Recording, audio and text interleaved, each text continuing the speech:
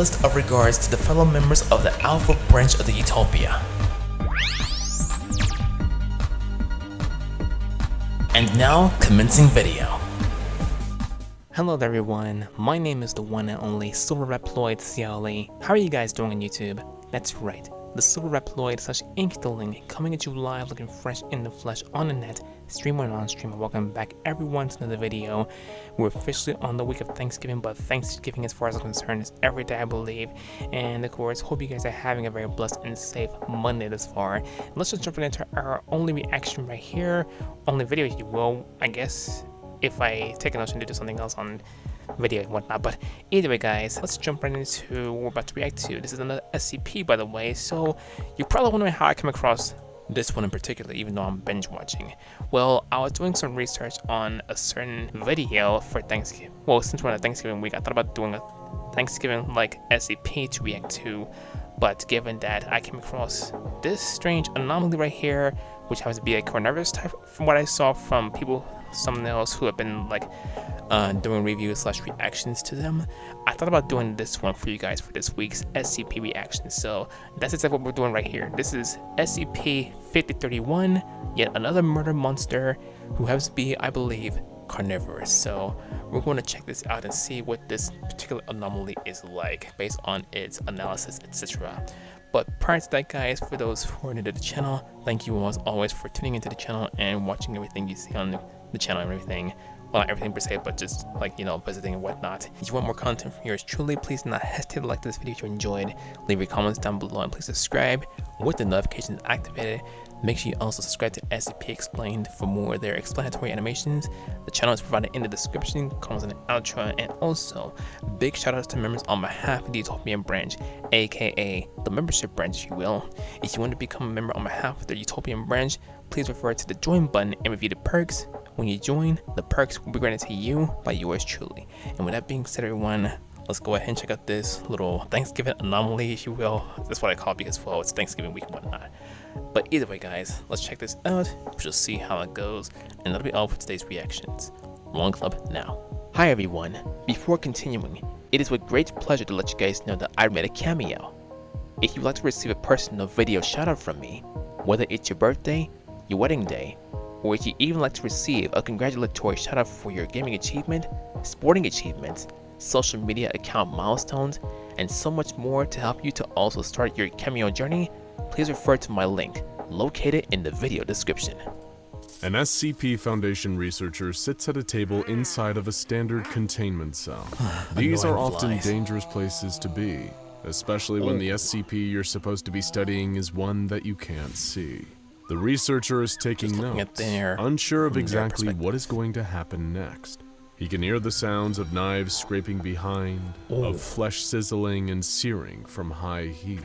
He braces himself as a burst of heat hits the back of his head, as if a fireball has erupted. An object floats through the air and settles in front of him on the table.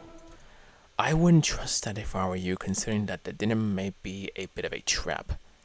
Of course, an anomalous type of trap if you will, considering that, yeah, let's just see exactly what this anomaly unfolds, like what anomaly this is about, you know.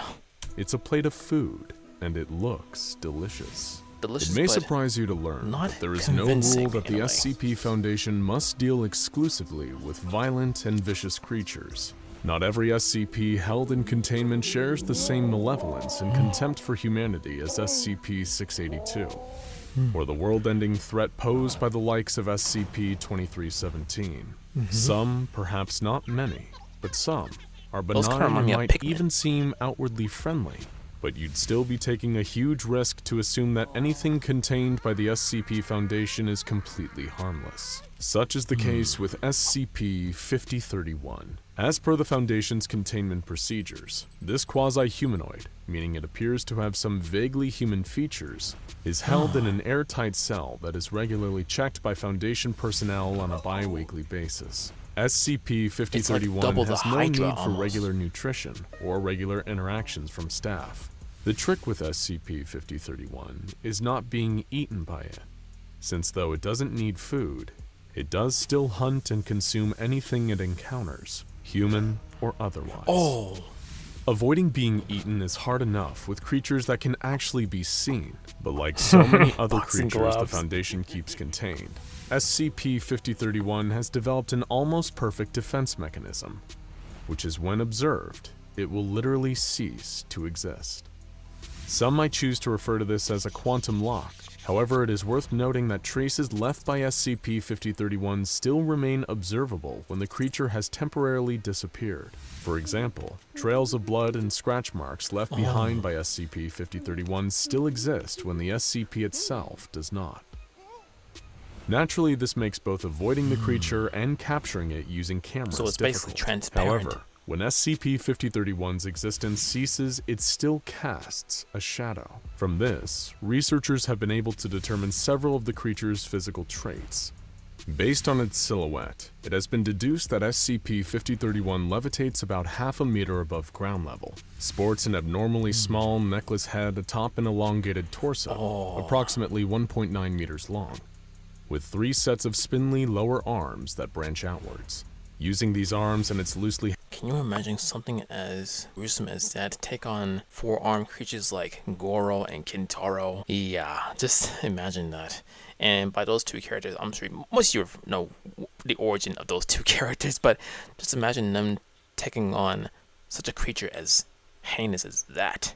hanging body. SCP-5031 will lower itself to hunt any human or animal that draws near to it, and uses the blade-like tail to cut up food. Whoa! Perhaps the most interesting facet of SCP-5031 beyond its defensive capabilities and apparent physical attributes are the series of 9 tests conducted by senior researcher Stanley Huxtable. Appalled by the conditions that the creature was being kept in, Huxtable took over the role of HCL supervisor for SCP-5031.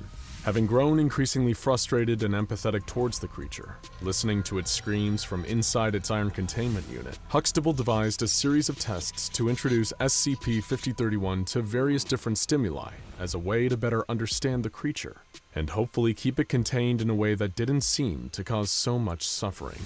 It's worth remembering that the SCP Foundation makes its mission to be cold, not cruel, in performing their duties to protect How normality. can they actually pen it out? And many of the researchers and staff are just as capable of having empathy for creatures as you might for a stray animal at a shelter. Technically, that one is not The very first straight of Huxtable's at all. tests involved installing speakers in SCP-5031's cell, through which a variety of different ambient and popular pieces of music were played to see if they had any effect on reducing the creature's stress. By judging SCP-5031's stress levels based on how much it screamed when compared to normal, Huxtable was able to determine how to best use music to calm the creature.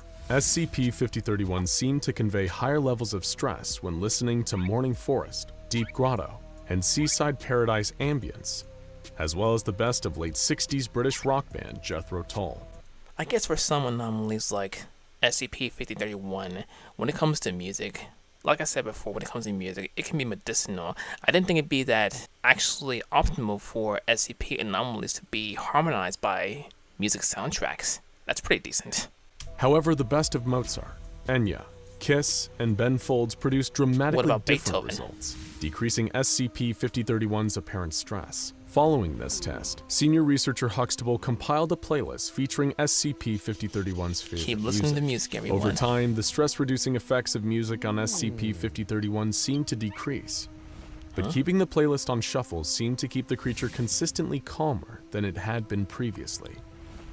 The next test involved But what if introducing the inanimate anomaly gets objects into bored? SCP-5031's Listening to it enclosure over to and over monitor its again. reactions and how its stress levels were affected.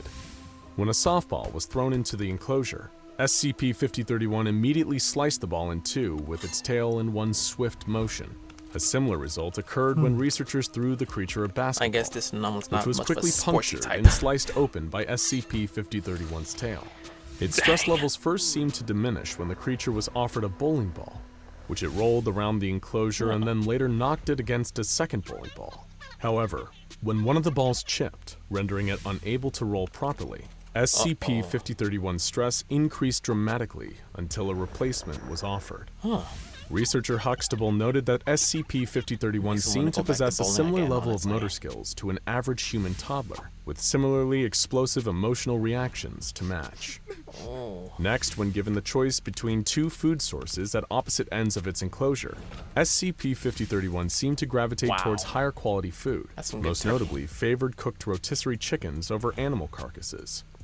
It even chose this option over a live chicken, using its tail to cut its food into more manageable bite-sized portions, rather than ripping its meat with its hands or teeth like many of its fellow SCPs. I mean, Researcher Huxtable recorded these findings and highlighted that, even though SCP-5031 didn't need to eat in order to survive, providing the creature with food of a better quality marginally reduced its stress. Senior Researcher Huxtable next attempted to test SCP-5031's coexistence with other living subjects, each time making sure that the creature had been adequately fed to avoid any unseemly incidents. First, a live chicken was introduced. SCP-5031 rolled its bowling ball at high speed towards the chicken, increasing both its and the chicken's stress levels, and inadvertently killing the chicken in the process. When a second chicken was introduced, SCP-5031 gently rolled a basketball towards it, but ceased any further engagement after the chicken squawked from being hit by the ball. Next to be introduced into the enclosure was a blindfolded D-Class staff member, who was instructed to sit down and roll the basketball towards SCP-5031. After doing so for several minutes, the creature began to approach the D-Class subject, who was instructed to remove their blindfold to cease the creature's existence and prevent any potentially deadly incidents. Finally, Researcher Huxtable had another Class D engage in a game of catch with SCP-5031 while facing away from the creature. This test proceeded successfully, and Senior Researcher Huxtable remarked how SCP-5031's motor skills were improving, albeit gradually and with some gentle encouragement. Through Huxtable's tests, the creature was learning. The next test, focused on teaching SCP-5031 linguistic symbols, utilized LCD displays and buttons connected to a food dispenser.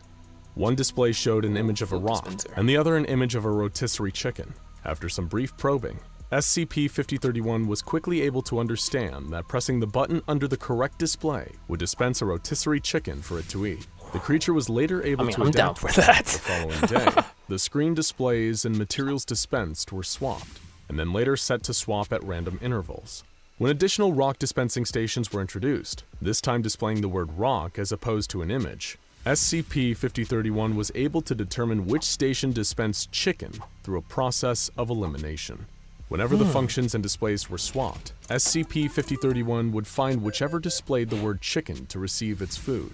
The final phase of this test presented SCP-5031 with a single station, displaying the word chicken, but with a button that would remain inactive unless the creature spelled out the same word with a collection of lettered blocks it was provided with.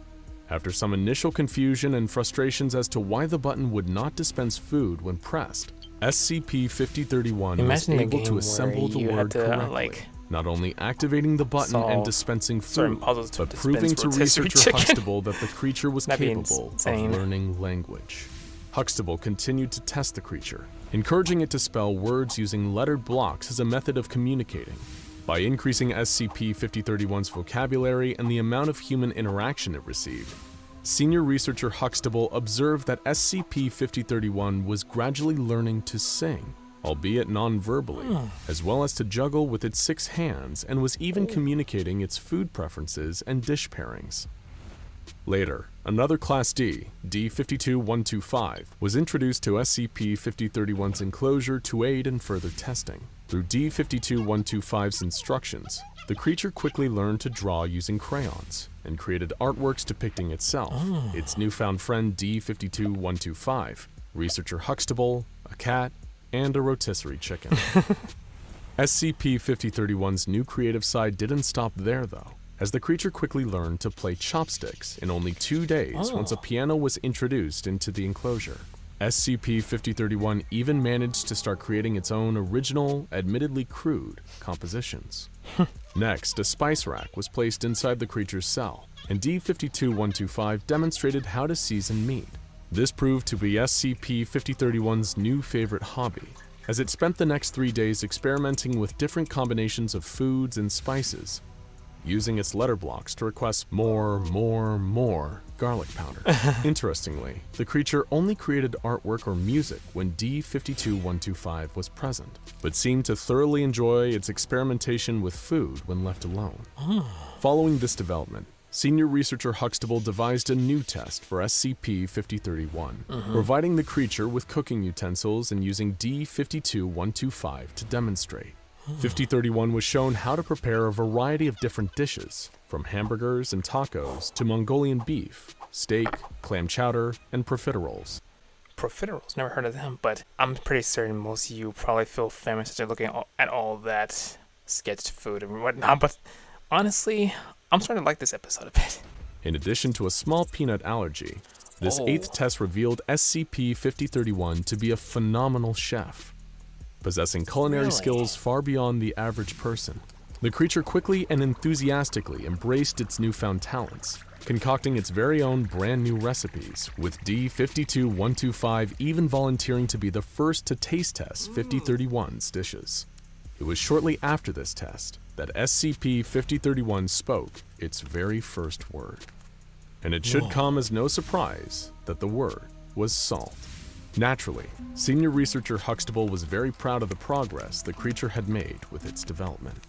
The final test almost seemed to be what the creature was born for. Over the course of 2 months, SCP-5031 was tasked with creating a full 3-course meal, which would then be served to Foundation staff for Thanksgiving. SCP-5031 not only rose to the task, but exceeded all of researcher Huxtable's expectations, creating a meal that even Gordon Ramsay would be hard-pressed to find fault with. Chef Ramsay. The creature created a first course consisting of sweet potato miso soup seasoned with turmeric. Next came a beautiful duck confit, glazed luxuriously with apple cider, and topped generously with sweet cranberry compote, paired with a side of butternut squash gnocchi and served on a bed of kale seasoned with truffle salt. The grand finale of the exquisite meal was a spiced cassava pie for dessert, complemented with the finest French vanilla ice cream and a maple hazelnut syrup. And SCP-5031 didn't stop there.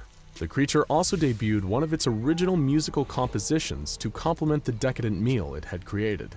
As the staff enjoyed the food, SCP-5031 performed live from its enclosure the deeply moving Piano Concerto for 6 hands, to an overwhelmingly positive response from not only senior researcher Huxtable, but the entire Foundation staff. As a fitting end to the creature's tale, Huxtable reported that, during the Thanksgiving banquet it had created, SCP-5031's stress levels reduced entirely. New, kinder containment measures that would keep 5031 safer but also far more contented were submitted for approval. Perhaps some of you may find it refreshing to learn that SCP-5031 isn't simply just another malicious, malevolent monster that the Foundation has to keep under lock and key for the safety of the world. I mean, some of them are actually... Instead, SCP-5031 is a gentle, if a little frightening at first, creature that just requires careful and considered guidance instead of a cold iron cage and around-the-clock armed guards.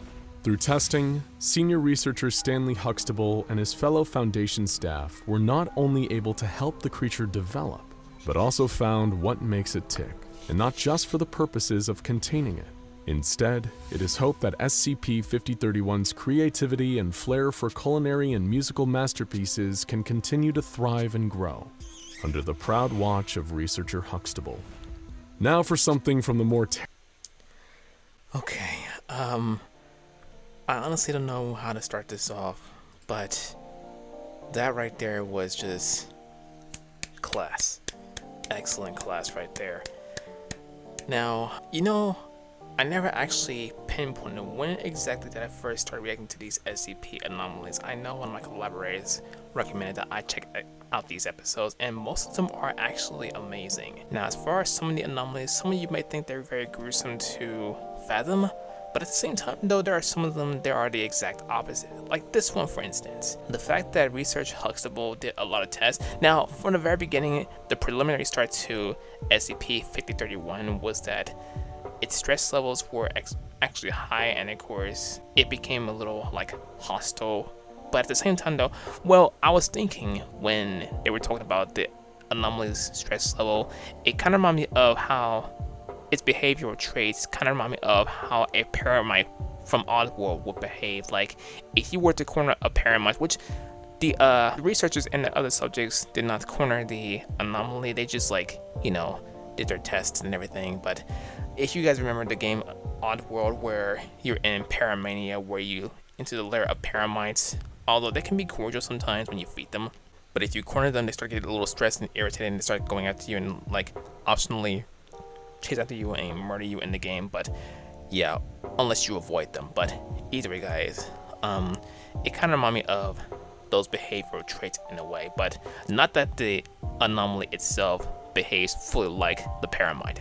But getting back to this, so this is actually pretty cool. It really is, because the way how it minimized its stress level when they did a lot of tests for the anomaly, and how it was capable in, like, learning the basis of human traits like cooking, nourishment, and learning how to communicate and whatnot, solve different puzzles, etc, etc, etc.